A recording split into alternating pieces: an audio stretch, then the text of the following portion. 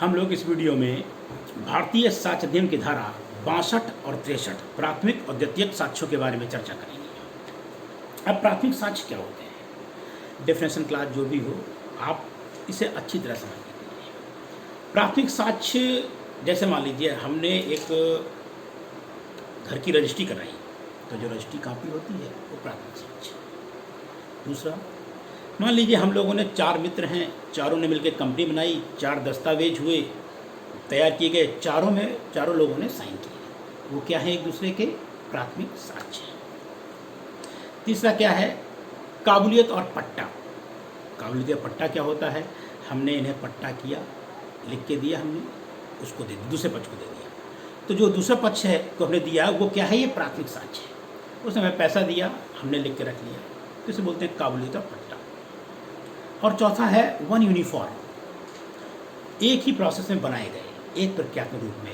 जैसे मान लीजिए कोई किताब है, एडिशन उसका मान लीजिए 2020 है, एविडेंस की है या कोई अन्य चीज़ की, तो जितनी भी किताबें होंगी एक दूसरे की एडिशन 2020 की, वो एक दूसरे के प्राथमिक साक्ष्य हैं, लेकिन जो ऑफसेट में कॉपी बनी थी उसका द्वितीयक साक्ष्य है। तो इस प्रकार प्राथमिक साक्ष्य कितने हो गए, 4 तरीके से। फोटो का रजिस्ट्री कर लीजिए, आप कंपनी का याद कर लीजिए, काबुलियत और पट्टा कर लीजिए, और वन यूनिफॉर्म प्रोसेस से बनाए गए हैं, ये प्राथमिक साक्ष्य। अब जरा चर्चा कर लें द्वितीयक साक्ष्य क्या होते हैं। द्वितीयक साक्ष्य को कोडिंग से याद कर लीजिए। नंबर 1, सर्टिफाइड कॉपी, जहाँ आपकी सर्टिफाइड कॉपी निकल सकती है वो होती है। दूसरा, फोटो कॉपी, मैकेनिकल प्रोसेस से बनाई जाती है, इसमें गलती होने के संदेह नहीं होते। तीसरा, कंपेयर कॉपी,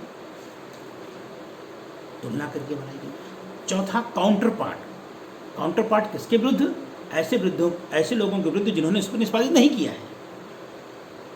और पांचवा, किसी दस्तावेज के अंतर वस्तु का साक्ष्य उस व्यक्ति द्वारा दिया जाना जिसने उसे देखा है, उसका मौखिक साक्ष्य, ओरल वृत्तांत, ओरल कंटेंट। ये 5 हुए, मतलब certified copy, photo copy, compare copy, counter part ऐसे व्यक्तियों का जिन्होंने निष्पादित नहीं किया है, और ओरल कंटेंट, दस्तावेजों को जिन्होंने लिखते हुए देखा है, पढ़ा है, उसका मौखिक वृत्तांत। अब यहीं पर अंतर कर लेते हैं प्राथमिक साक्ष्य और द्वितीयक साक्ष्य में। ये भी मुख्य परीक्षा में आता है। प्राथमिक साक्ष्य क्या होते हैं, प्रमुख साक्ष्य होते हैं, और द्वितीय साक्ष्य गौण होते हैं। ठीक, न्यायालय में सदैव प्राथमिक साक्ष्य ही पेश करने चाहिए, जबकि द्वितीयक साक्ष्य न्यायालय की इजाज़त से पेश होते हैं। प्राथमिक साक्ष्य को पेश करने के लिए ना तो इजाज़त लेनी पड़ती है और ना ही औपचारिकताएं पूरी करनी पड़ती है। द्वितीयक साक्ष्य को पेश करने के लिए पहली बात तो इजाज़त लीजिए, और औपचारिकता क्या पूरी करनी होती है कि साहब खो गया है, मिल नहीं सकता है, चोरी हो गया है, इस टाइप की औपचारिकताएं पूरी करनी पड़ती है। तो ये मुख्यतः 3 गौड़, और इन्हीं को 3 में 4 लोग बना देते हैं, ये साक्ष्य हैं जो प्राथमिक और द्वितीयक साक्ष्य में अंतर है। ये हुआ आपका 62 और 63। 64 में क्या है, दस्तावेजों के अंतर्वस्त के सबूत कैसे साबित करेंगे, प्राथमिक साक्ष्य द्वारा ही साबित कर सकते हैं या द्वितीयक साक्ष्य द्वारा साबित कर सकते हैं, ये आपका 64 में दिया है। 65 में वो परिस्थितियां दी गई हैं जब द्वितीयक साक्ष्य ग्राह्य है।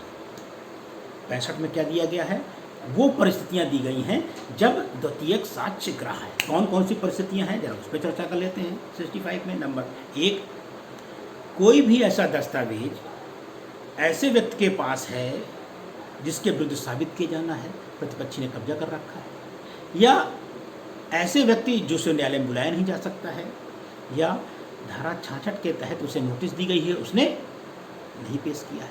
तो एक तो ये हो गया। दूसरा क्या है, मूल दस्तावेज की अंतर्वस्तु के जिसके बारे में साबित किया जाना है और प्रतिवादी ने उसे लिखित रूप से स्वीकार कर लिया या कि द्वितीय साक्ष्य मान्य है, मतलब कुल मिला के मान लीजिए प्रतिवादी ने विरोध ही नहीं किया।